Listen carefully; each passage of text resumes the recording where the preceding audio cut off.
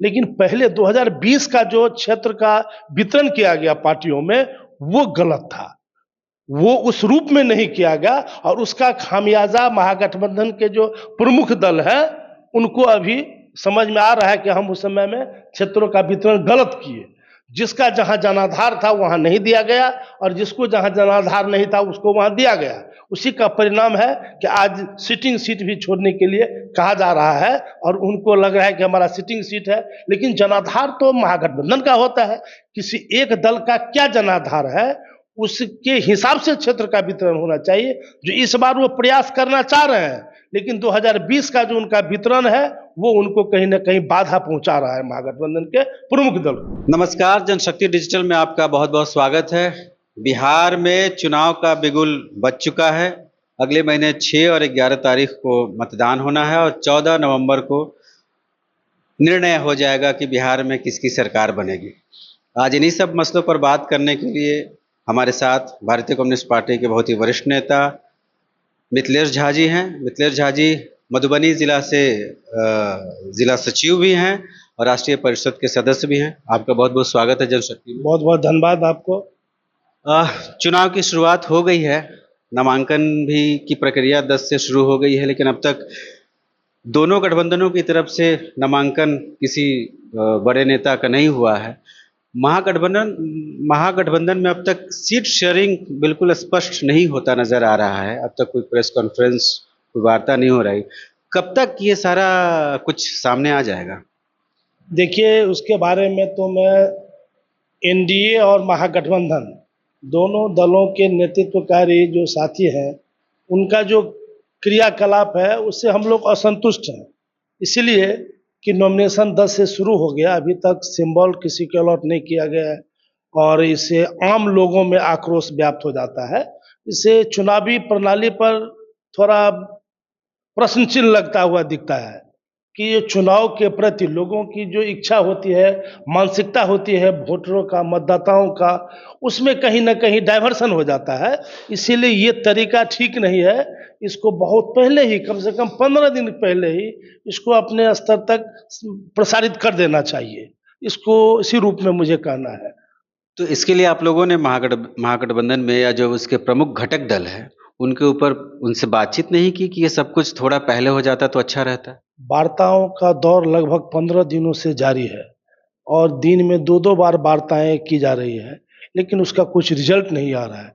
कुछ ऐसे दोनों ही गठबंधन में कुछ ऐसे लोग हैं जो जमात का पार्टी बनाए हुए हैं और उस जमात के पार्टी के बदौलत अपना पहचान बनाना चाहते हैं और जो लोगों को सूट नहीं कर रहा है और उसी के चलते ये दाव पेच फंसा हुआ है और इसीलिए दोनों गठबंधन, पक्ष और विपक्ष, जो दोनों गठबंधन अपना सूची जारी करने में थोड़ा विलम्ब हो कर रहे हैं।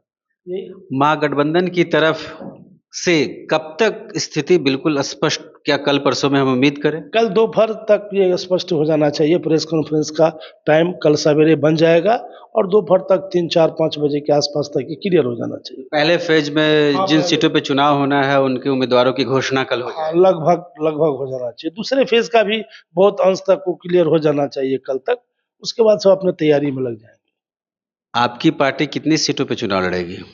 देखिए, हमारी पार्टी भारतीय कम्युनिस्ट पार्टी 24 सीट चिन्हित करके महागठबंधन को अपनी सूची की, महागठबंधन के कोऑर्डिनेशन कमेटी के बैठक में सभी दलों से, घटक दलों से सूची मांगी गई थी और हमारी पार्टी 24 सीट, बहुत ही मशक्कत के बाद, चूंकि सीट को शॉर्टलिस्टेड करना बहुत ही मुश्किल काम है भारतीय कम्युनिस्ट पार्टी के लिए, इसीलिए कि 38 जिला में जनाधार है और आपको मालूम है और मैं बता दूं कि राजद के बाद मात्र भारतीय कम्युनिस्ट पार्टी महागठबंधन दल में ऐसी पार्टी है जिसको वोट ट्रांसफर करने की कैपेसिटी राजद के बाद सबसे ज़्यादा है और इसीलिए शॉर्ट लिस्ट करना बहुत ही मुश्किल हुआ।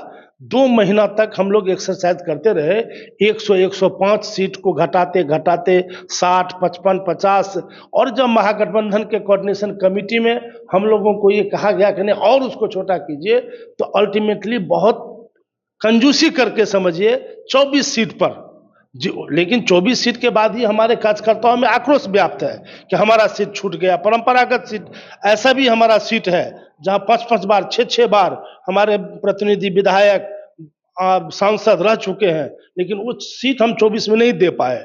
फिर भी चूंकि हमको महागठबंधन को मजबूत करना है, महागठबंधन का सरकार बिहार में बनाना है, एनडीए को हटाना है, और इसीलिए हम लोगों ने कंप्रोमाइज करते हुए 24 क्षेत्रों का सूची जमा किया है।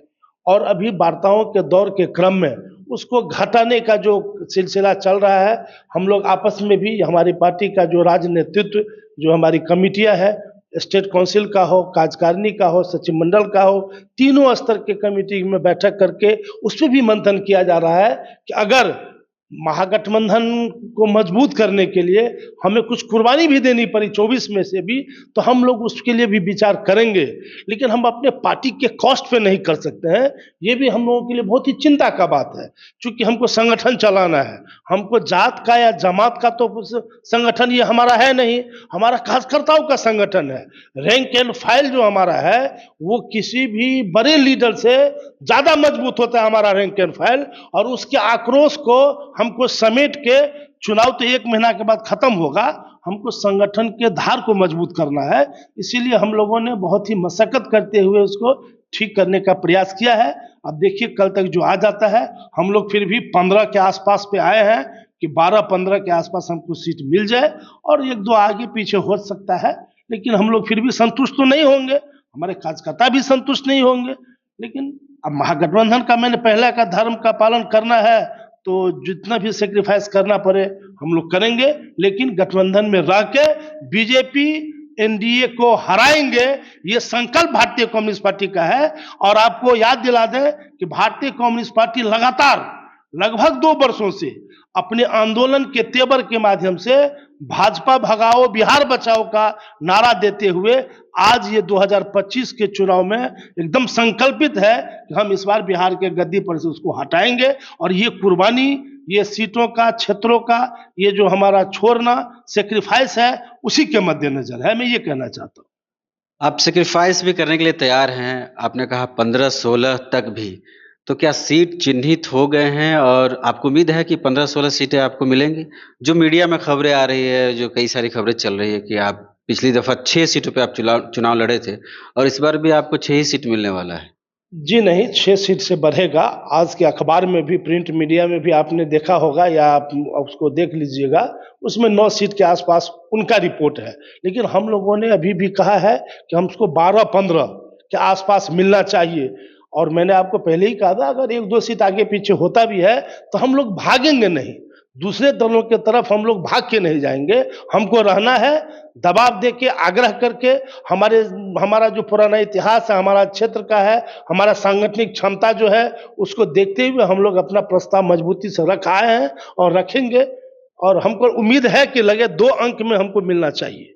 चलिए, उम्मीद करते हैं कि 2 अंक में मिलेगा, लेकिन जो खबरें आ रही है कि कई जगह महागठबंधन के भीतर सीपीआई-एमएल की सीटें भी कम की जा रही हैं, जैसे कि घोसी के बारे में अखबार में खबर चल रही है, पालीगंज के बारे में चल रहा है कि जो सिटिंग एमएलए है उनके भी टिकट बदले जाएंगे। हाँ, ये वार्ता में ये बात कही गई है, कुछ सीट एक्सचेंज करने के लिए कांग्रेस के को भी कहा गया और माले को भी कहा गया है। आपको बता दें, हम किसी पार्टी के बारे में अभी ज़्यादा बताना उचित नहीं समझते हैं, लेकिन पहले 2020 का जो क्षेत्र का वितरण किया गया पार्टियों में, वो गलत था, वो उस रूप में नहीं किया गया, और उसका खामियाजा महागठबंधन के जो प्रमुख दल हैं उनको अभी समझ में आ रहा है कि हम उस समय में क्षेत्रों का वितरण गलत किए। जिसका जहां जनाधार था वहां नहीं दिया गया, और जिसको जहां जनाधार नहीं था उसको वहां दिया गया। उसी का परिणाम है कि आज सिटिंग सीट भी छोड़ने के लिए कहा जा रहा है, और उनको लग रहा है कि हमारा सिटिंग सीट है, लेकिन जनाधार तो महागठबंधन का होता है। किसी एक दल का क्या जनाधार है, उसके हिसाब से क्षेत्र का वितरण होना चाहिए, जो इस बार वो प्रयास करना चाह रहे हैं। लेकिन 2020 का जो उनका वितरण है, वो उनको कहीं ना कहीं बाधा पहुंचा रहा है, महागठबंधन के प्रमुख दल को। कुछ जगह आपकी जो सीटें हैं, सीपीआई जहां से पिछली बार चुनाव लड़ी थी, वहां भी कुछ पेंच अभी तक फंसा हुआ, क्लियर नहीं हुआ। जैसे बछवाड़ा के बारे में जो खबर आ रही है कि कांग्रेस पार्टी ने भी दावा किया है कि मुझे भी बछवाड़ा चाहिए, देखिए, मैं आपको उसके बारे में बता दूं, अभी इलेक्शन का माहौल है, गठबंधन के राजनीति में हम लोग हैं, बोलना नहीं चाहिए, लेकिन हम लोग ने पहले ही कहा है, कांग्रेस के कुछ गलत नीति के कारण पिछले बार हम लोग महागठबंधन का सरकार नहीं बना सके। हमारा बछवाड़ा सीट, हमारा हरलाखी सीट, हमारा झंझारपुर सीट जो हम लोग हारे, वो कांग्रेस के मतलब महागठबंधन विरोधी कुछ कार्यकर्ताओं के, कांग्रेस के कार्यकर्ताओं के कारण, निर्दलीय खड़ा होने के कारण, और उसके बाद इलेक्शन के बाद कांग्रेस पार्टी ने उनको अपने पार्टी में जगह देके सर्वोच्च पद पे आसीन करवा दिया। इस बार नहीं होना चाहिए। कोऑर्डिनेशन कमेटी में हमारे राज्य नेतृत्व ने मजबूती के साथ इस बात को रखा है कि आप लोगों ने 2020 में ऐसा किया है, इस बार नहीं होना चाहिए। अगर इस बार ऐसा किया जाता है तो हमारी पार्टी उसके लिए बहुत सतर्क है और सतर्कता से उसका हम लोग जवाब देंगे। हम लोग उस पर भी विचार कर रहे हैं। बेगूसराय में एक सीट है मटिहानी, वहां भी जो खबर चल रही है कि शायद वो पिछली बार सीपीएम वहां से लड़ा था, इस बार शायद वो राजद के कोटे में जा रहा है क्या? राजद के कोटे में जा रहा है, हम उस पर कुछ कमेंट नहीं करना चाहते हैं। उससे हमारे पार्टी को भी नुकसान हो रहा है, और चूंकि लेकिन हम पहले ही बोलते हैं, कुछ बात है जो अभी हम नहीं बोलना चाहेंगे, और वो गठबंधन के हिसाब से आगे बढ़ता है। जब सीट की उपलब्धि ज़्यादा हो, उसके तरफ गठबंधन दलों का कुछ अपना रणनीति है, उस रणनीति के तहत वो आगे बढ़ रहे हैं। लेकिन ये भविष्य के लिए ठीक नहीं होना दिखता है, वो बाद में देखेंगे उसको। अब मधुबनी में कितनी सीटें आपको मिलेंगी? एक तो हरलाखी जिसकी चर्चा आपने की पिछली बार, कांग्रेस और कुछ अन्य कारणों से उस वो सीट आप लूज कर गए। इस बार हरलाखी में क्या होगा, और हरलाखी के अलावा मधुबनी में और कोई सीट है जो आप जहां चुनाव लड़ेंगे? देखिए, इस बार हम लोग जो 6 सीट की चर्चा बार बार कर रहे हैं, उसमें 2 सीट हरलाखी और झंझारपुर के बारे में है। हम लोगों ने कंप्रोमाइज कंप्रोमाइज मतलब एक्सट्रीम पोजीशन पे कंप्रोमाइज किया। दोनों सीट से ज़्यादा मजबूत सीट हमारा बिस्फी है, खजौली है, लोकहा है। ये जो 3 सीट है बहुत ही मजबूत है। बेनीपट्टी है, बेनीपट्टी जहां भोगेंद्र झा जी का कर्मस्थल रहा है, जहां 4 बार तेज नारायण झा वहां पे बने, वो केंद्र राज्य सरकार में मंत्री बने, सिंचाई मंत्री बने, और वो सिंचाई मंत्री भारतीय कम्युनिस्ट पार्टी के रहे, जिनके ऊपर जांच किया गया और बेदाग वो निकले। वो हमारा सीट है बेनीपट्टी। बिस्फी, जहां हम लोग 5 बार 6 बार हम लोग विधायक रह चुके हैं, हम मधुबनी में सांसद रह चुके हैं, लेकिन वो सीट हमने त्याग किया है। उसका एक रीजन है सांगठनिक दृष्टिकोण से, और हमारा पार्टी का जो विस्तार है, फैलाव है। 2 लोकसभा क्षेत्र मधुबनी में पड़ता है, एक मधुबनी लोकसभा क्षेत्र, एक झंझारपुर लोकसभा क्षेत्र। तो हमने सांगठनिक दृष्टिकोण से एक सीट लिया है झंझारपुर लोकसभा से क्षेत्र का, और एक सीट लिया है मधुबनी लोकसभा क्षेत्र का। चूंकि हम पहले ही बोले हैं, भारतीय कम्युनिस्ट पार्टी केवल एमएलए एमपी बनाने में विश्वास नहीं करता है, अपने संगठन के जीवंतता के लिए हम लोग चुनावी रणनीति को तय करते हैं, और उसी को दृष्टिकोण में रखते हुए हमने ये 2 सीट तय किया है। जबकि हमारा इससे भी बेहतर सीट है, मैंने कहा, खजौली और बिस्फी। बिस्फी अगर आज के तारीख में हमको महागठबंधन से मिल जाए तो श्योर गारंटी है कि हम वहां से अच्छी मतों से जीत हासिल करके तो आएंगे। आपने जो लिस्ट वहां दिया है महागठबंधन के भीतर, उसमें बिस्फी है? बिस्फी है। तो बिस्फी पर उनका क्या कहना है कि बिस्फी मिल रहा है आपको? हम अभी उससे नहीं कर सकते हैं, चूंकि ये प्रेस कॉन्फ्रेंस का मामला है। जो हमारा सूची में है, कौन सीट कैसे होगा, ये हमारे जो राज्य नेतृत्व वार्ता कमेटी में, कोऑर्डिनेशन कमेटी में जो जा रहे हैं, ये उन लोगों को हमारे कमेटी के द्वारा ऑथराइज कर दिया गया है कि वहाँ की परिस्थिति, गठबंधन दलों की परिस्थिति, और बात गठबंधन के धर्म को पालन करने के हिसाब से जो भी निर्णय लेना होगा वो लोग लेंगे।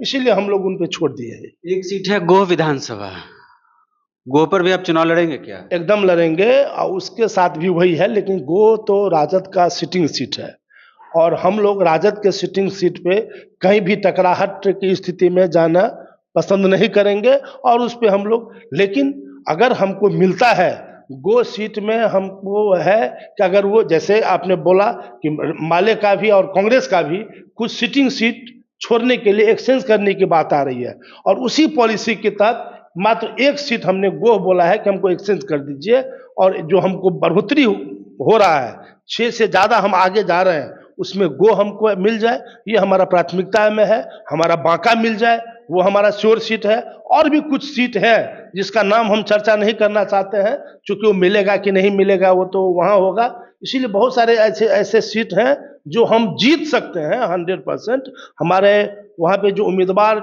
संभावित हैं उनकी कैपेसिटी है, हमारा जो संगठन का धार है उसका हमको विश्वास, हमारे पार्टी को विश्वास है।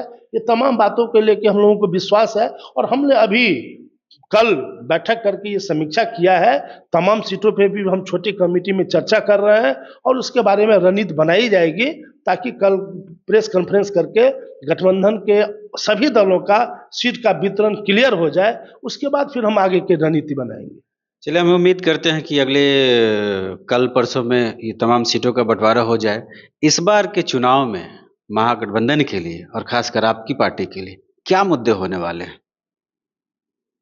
मुद्दा इलेक्शन का तो सबसे बड़ा है बेरोजगारी, महंगाई और बिहार सरकार के भ्रष्टाचार से त्रस्त है बिहार की जनता। खासकर जो लोक कल्याणकारी योजनाएं हैं जिसके नाम पे नीतीश कुमार जी महिलाओं को लुभाने का प्रयास कर रहे हैं, नौजवानों को लुभाने का प्रयास कर रहे हैं और अंतिम समय में छात्रवृत्ति जो primary school, middle school, high school में छात्रवृत्ति में, पोशाक में, उसके राशि में जो वृद्धि कर रहे हैं, ये उनका दिखता है कि ये वोट के लोभ से कर रहे हैं। ये पहले नहीं किए। सरकारी स्कूल के शैक्षणिक व्यवस्था को बर्बाद करके महज ये खाना पूर्ति और पैसे का ये कैश ट्रांसफर से भेजवाते हैं। गरीब परिवार के बच्चे सरकारी स्कूल में रहता है, गरीब का खाता, उसमें उसको जो मिनिमम बैलेंस रहना चाहिए वो पैसा नहीं रहता है, खाता बंद रहता है और वो पैसा कट जाता है, उससे कोई काम नहीं होता है। लेकिन वो दिखावा के लिए कि हम इतना पैसा भेज रहे हैं, लाभ दे रहे हैं आपको, ये सब जो उनका काम है ये एक बहुत बड़ा मुद्दा है। इलेक्शन के समय आपने किया है, आचार संहिता लागू होने से एक दिन पहले, 2 दिन पहले आपने कैबिनेट में ये सब घोषणा किया है। ये लोगों को अखरता है। अभी 10,000 रुपया हर एक महिला के खाता में, जीविकाओं के खाता में ट्रांसफर करके अब वो लोक लुभावना जो नारा लगा के कि हम महिला का आर्थिक सशक्तिकरण कर रहे हैं, आप महिलाओं को आर्थिक गुलाम बना रहे हैं, उनको दलदल में फंसा रहे हैं। चूंकि ये ऋण है, ये लोन है, ये अनुदान नहीं है। बाद में इलेक्शन के बाद आप इंक्वायरी करवाएंगे, रिकवरी करवाएंगे, ये हम लोग जानते हैं। लेकिन ग्रामीण परिवेश में रहने वाली महिलाएं जो निरक्षर है उनको ये मालूम नहीं। जैसे फ्री अनाज के नाम पर वोट ट्रांसफर करवाए वहाँ केंद्र सरकार के मोदी जी ने, अभी ये 10,000 के नाम पे 1.25 करोड़ से ज्यादा महिलाओं के खाता में पैसा ट्रांसफर करके, और भी आगे इनकी योजना है जो 26 तारीख तक बोल रहे हैं कि हम भिजवाएंगे, वो करके महिलाओं का वोट अपने पक्ष में करवाना चाहते हैं। लेकिन हम लोग इस बात को गांव-गांव में जाके, महिलाओं के बीच में जाके, हमारे महागठबंधन के कार्यकर्ता और सीपीआई का कार्यकर्ता खासकर इस बातों को उजागर करेगा कि इसके मतलब झांसे में मत आइए। और बेरोजगारी जो है वो ग्रामीण स्तर पर है, तभी ना पलायन बढ़ रहा है। आपने भी तो महागठबंधन की तरफ से तेजस्वी यादव ने भी ऐलान किया कि 2,500 रुपये हर महीने महिलाओं को दिया जाएगा। हमने किया, हमारा ये चुनावी पॉलिसी है, हम चुनाव के बाद देंगे। अब ये तो चुनाव खत्म होने बाद इनको करना होता तो 20 साल से ये सरकार चला रहे हैं। पेंशन योजना 400 रुपया कब से है और इलेक्शन का समय आ गया तो 11। आप कह रहे हैं कि ये कर्ज दे रहे हैं जिसकी वसूली होगी, और आप जो 2,500 देंगे वो कर्ज नहीं होगा। और ये लोगों को लुभाने के लिए कर रहे हैं। इनको देने की नियत होती तो महंगाई तो बहुत पहले से है, बेरोजगारी तो बहुत पहले से है, ये पहले क्यों नहीं किए? 6 महीना, साल भर, 2 साल पहले क्यों नहीं किए? 20 साल से इनका सरकार है बिहार में, पहले से इनको करना चाहिए था। पेंशन में वृद्धि पहले से इनको करना चाहिए था। कब से 400 रुपया है? 10 साल से, 15 साल से 400 रुपया है। महंगाई कहाँ बढ़ गया? आप अपना वेतन बढ़वा लिए, हर एक प्रतिनिधि, विधायक, सांसद का वेतन बढ़ गया, लेकिन वो पेंशन का योजना नहीं बढ़ा, उसका प्रस्ताव आपने सदन में नहीं लाया। ये तो सोचने वाली बात है ना, इस बात को हम लोग रखेंगे। ये वोट के लिए किया जा रहा है और ये लोग समझते हैं, वोट मतदाताओं के बीच में इसकी जानकारी है कि हमको वोट के लिए ये लोग कर रहे हैं। लोगों के बीच ये, आप कह रहे हैं कि लोगों के बीच ये मैसेज है कि ये वोट के लिए कर रहे हैं। आप किसानों, मजदूर, चूंकि आपकी पार्टी किसानों मजदूरों के लिए लगातार संघर्ष करती रही है, लड़ने वाली पार्टी, तो किसानों और मजदूरों के लिए आपकी पार्टी या महागठबंधन के पास कौन सी योजना है? किसानों के लिए योजना है। हमने आवाज दिया था कि आप जो महिलाओं के खाता में पैसा भेज रहे हैं उसको एक मुश्त पैसा देते, लेकिन किसानों का कर्जा माफ नहीं किया जा रहा। हम लोग पहले से डिमांड कर रहे थे कि किसानों का कर्जा माफ होना चाहिए। किसानों का अभी बाढ़ और सुखाड़ की स्थिति से बिहार की जनता जूझ रही है। बिहार में लगभग 80% जो डिस्ट्रिक्ट है, जिला है, वो सुखाड़ से है। हम लोगों ने कहा था कि मालगुजारी वसूली पर रोक लगाइए। हमने कहा था एसआईआर के नाम पे जो आप ये बंदरबाट कर रहे हैं उस पर रोक लगवाइए, लेकिन ये सारा काम उल्टा कर रहे हैं। इसीलिए हम लोग जो पहले से कर रहे हैं, अपना जो हमारा मुद्दा है वो मुद्दा पूर्व से है। हमारा मुद्दा है कि आप मजदूरी में 600 रुपया कीजिए, हमारा ये मुद्दा रहेगा। शुरू से हम लोग कर रहे हैं कि पेंशन 1100 नहीं 3000 रुपया होना चाहिए। हमारा ये मांग है कि मनरेगा कानून जो कम्युनिस्ट पार्टी, प्रगतिशील पार्टी के आंदोलन के बदौलत बनाया गया है, कांग्रेस के सरकार में जब हम लोग बाहर से केंद्र में समर्थन कर रहे थे, और उसको केंद्र सरकार के माध्यम से बिहार में भी उस योजना को खत्म किया जा रहा है, उसके बजट में कटौती की जा रही है, उसको बढ़ाइए, उसमें मजदूरी का दर बढ़ाइए, काम करने का दिवस बढ़ाइए। ये सब हमारा मुख्य मुद्दा है। एक और है जो बाजार समिति बंद कर दिया गया है, जिसका कि कई सारी खबरें हैं कि किसानों को नुकसान भी हुआ। अगर आपकी सरकार आती है महागठबंधन की, तो क्या बाजार समिति को फिर से शुरू करेंगे आप? बाजार समिति को शुरू करेंगे। न्यूनतम समर्थन मूल्य का कानून बनाने का हम लोग आंदोलन जो कर रहे हैं उसको करवाएंगे। किसानों के लिए न्यूनतम समर्थन मूल्य का कानून बनना चाहिए। अभी क्या है, फ्लक्चुएबल है, हर एक वर्ष वो तय करते हैं, 6 महीना पे फसल के हिसाब से तय करते हैं। इसीलिए किसान औने पौने भाव में बिचौलिया के हाथे अपना फसल बेचने के लिए मजबूर हो जाते हैं। हम लोग कानून बनाएंगे, अपने आप ही बाजार में जाएगा, बाजार समिति कायम होगा। जब एक्ट बन जाएगा तब सब होगा। स्वामीनाथन आयोग का जो सिफारिश है वो हम लोग बिहार में लागू करवाने का प्रयास करेंगे। किसानों के लिए हम लोग ये सोच के रखे हैं। एक और बड़ी समस्या बिहार में है पलायन की, उसके बारे में आपने कुछ सोचा है? पलायन के बारे में मैंने पहले आपको चर्चा किया। मनरेगा कानून को सशक्त करने का जो हमारा आंदोलन है, वेज में बढ़ोतरी, जो 365 दिन में से अभी 100 दिन मजदूरी देने का कानून है उसको 200 दिन कीजिए। 365 दिन में 200 दिन मजदूरी की गारंटी हो और 600 रुपया रोजगार हो, उस परिस्थिति में पलायन रुक सकता है। दूसरा हम लोगों का डिमांड है कि कृषि आधारित चीनी मिल, दूध मिल, कृषि, चूंकि बिहार कृषि प्रधान राज्य है, इसीलिए कृषि आधारित उद्योग का स्थापना किया जाए। जो चीनी मिल बंद पड़ा हुआ है, दूध मिल बंद पड़ा हुआ है, फूड प्रोसेसिंग कंपनी बंद है, उसको चालू किया जाए, ताकि ग्रामीण परिवेश में भी लोगों को रोजगार उत्पन्न हो, रोजगार मिले। ये हम लोग उस पर जोर दे रहे हैं। और हमारी सरकार, महागठबंधन की सरकार बनने के बाद हम लोग कृषि आधारित उद्योग का स्थापना करेंगे और रोजगार उत्पन्न करने के लिए अनुमंडल वाइज, हम लोग प्रखंड वाइज कुछ कुछ छोटे और बड़े यूनिट का स्थापना करवा के रोजगार स्थानीय स्तर पर उपलब्ध करवाने का काम करवाएंगे। ये हमारे प्रोजेक्ट में है। एक आखिरी सवाल की आपने अभी नौकरी रोजगार की बात की, तेजस्वी जी ने कहा कि हर परिवार के एक सदस्य को सरकारी नौकरी दी जाएगी। बहुत लोग कह रहे हैं कि कैसे दिया जाएगा? क्षमता के आधार पर दिया जाता है सरकारी नौकरी। सरकारी नौकरी अभी ये टीचर का जैसे कर रहे हैं, ये हमारे महागठबंधन के सरकार में जब हम लोग थे 17-18 महीना, तो ये हम लोगों का ये कंसेप्ट है और उसमें नौकरी मिलती गई। अब ये कंटिन्यू कर रहे हैं उसको। इसीलिए हम लोगों के पास विजन है कि प्रत्येक परिवार में किस रूप में सरकारी नौकरी दी जाए। बहुत सारा विभाग है जिसमें वैकेंसियां नहीं निकलती है, वहां तक कोई जाता नहीं है। बहुत ऐसे, जैसे आपको लघु सिंचाई विभाग, माइनर इरिगेशन का डिपार्टमेंट बंद कर दिया। नलकूप विभाग को बंद कर दिया गया। चूंकि उस नलकूप विभाग इसलिए बंद कर दिया, और उससे परिणाम क्या है कि सारा राजकीय नलकूप बंद पड़ा हुआ है।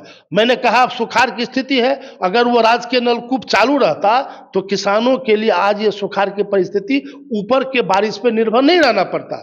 वो विभाग बंद है। तो सरकारी नौकरी हर एक परिवार को देने के लिए विजन हम लोगों के पास है और वो मिलेगा। बहुत बहुत शुक्रिया। हमारे साथ बातचीत कर रहे थे भारतीय कम्युनिस्ट पार्टी के मधुबनी जिला के सचिव मिथिलेश झा जी। आप सबों से आग्रह है कि आप सब जनशक्ति डिजिटल को लाइक करें, सब्सक्राइब करें और अपने दोस्तों के साथ साझा करें। बहुत बहुत शुक्रिया।